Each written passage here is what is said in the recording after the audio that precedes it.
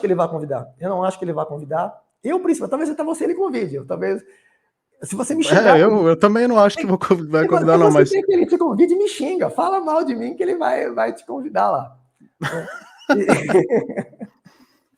Não sabia disso, não. Eu acho, assim, tem uma quantidade, e não é só na divulgação científica, tem na divulgação científica, tem em outros meios. Mas logo na física, né? Porque a física deveria ser a área mais objetiva, menos envolvida em tretas pessoais, né? É uma área que acaba não tendo muito envolvimento de política ainda, eu espero, né? Porque... Então, a física, eu acho que ela tenta transmitir uma imagem de que não tem muita política, mas na verdade tem, né? O caso que eu citei, por exemplo, do César Lattes, Mário Schemberg e o Zé Leite Lopes, que eram os três principais, mas também o Marcelo Demme.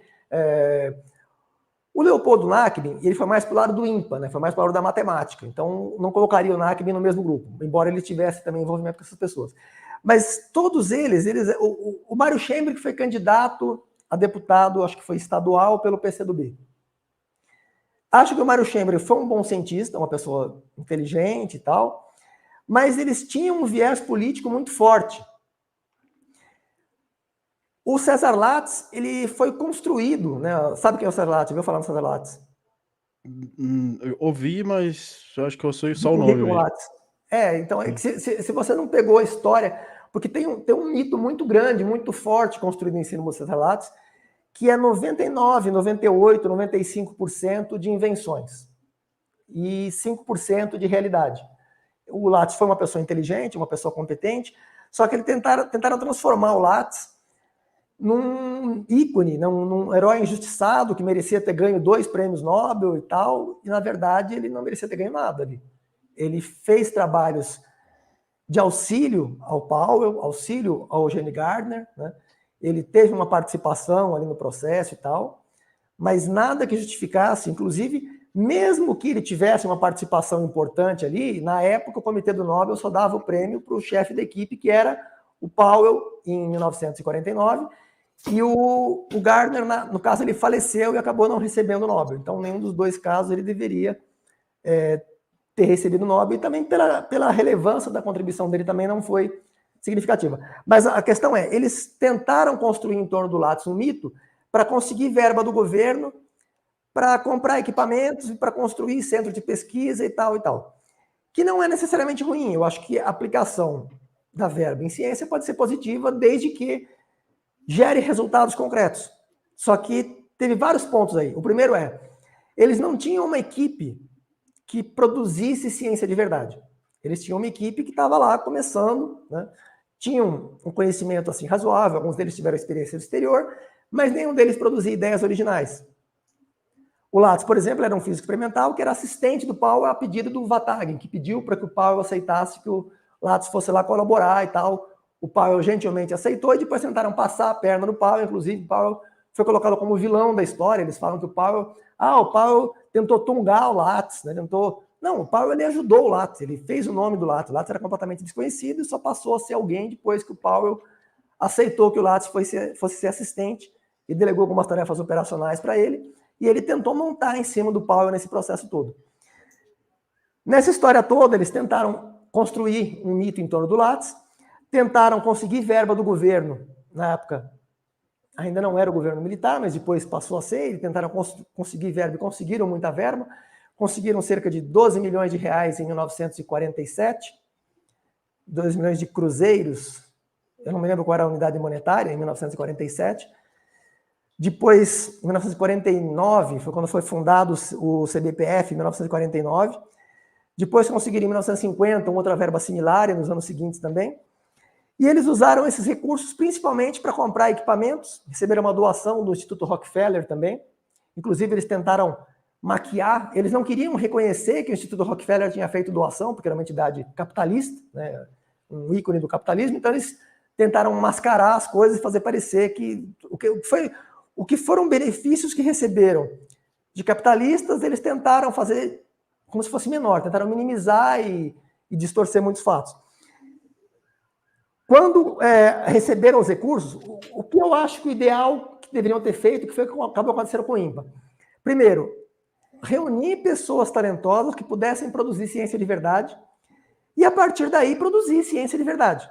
Einstein, por exemplo, quando ele foi entrevistado em 1933, eu acho, quando ele foi um pouco antes ele para Princeton, e perguntaram onde ficava o laboratório dele, né, que ele ficava mudando para Zurique, Genebra, Berlim, né, Nova York, morava em Princeton, ficou morando em vários lugares, e perguntaram onde que ficava o laboratório dele. Aí ele pegou uma caneta e agitou, minha caneta no laboratório é aqui, não preciso de um laboratório, tá tudo, né, eu sou um físico teórico, eu só preciso da inteligência e uma caneta suficiente para produzir o meu trabalho e minhas inovações. E, quer dizer, o mais importante para produzir inovações é justamente o patrimônio intelectual, é identificar as pessoas que vão produzir as ideias inovadoras. Esse seria o primeiro passo que eles deveriam ter dado, seria prospecção de talentos. Não fizeram isso.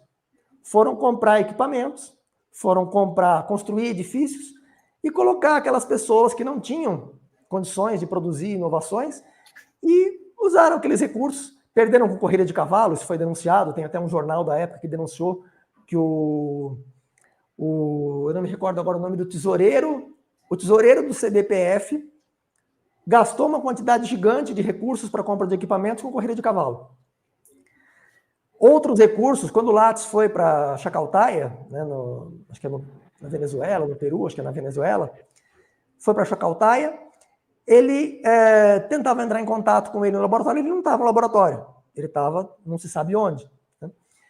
Quando teve uma reunião da SBPC, que era necessário que tivesse presente o Lattes para dar satisfação sobre como estava vindo o resultado das pesquisas, que eles estavam investindo muitos milhões e tal, ele não foi, enviou um representante que não falava português, fizeram várias perguntas que ele não sabia responder.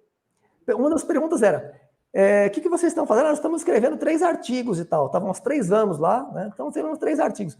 Quais são os títulos dos artigos? Ah, não tem título ainda. Quem são os coautores? Ah, não sei ainda quem são os coautores. Como é que você está escrevendo um artigo e você não sabe quem são os coautores do artigo? Né? Eles inventaram-se, eles estavam torrando dinheiro, à torta direita, sem produzir nada, nunca produziram nada, todos os investimentos que foram feitos no Lattes não geraram nada de resultado, e foi talvez mais de 200 milhões em algumas décadas, né?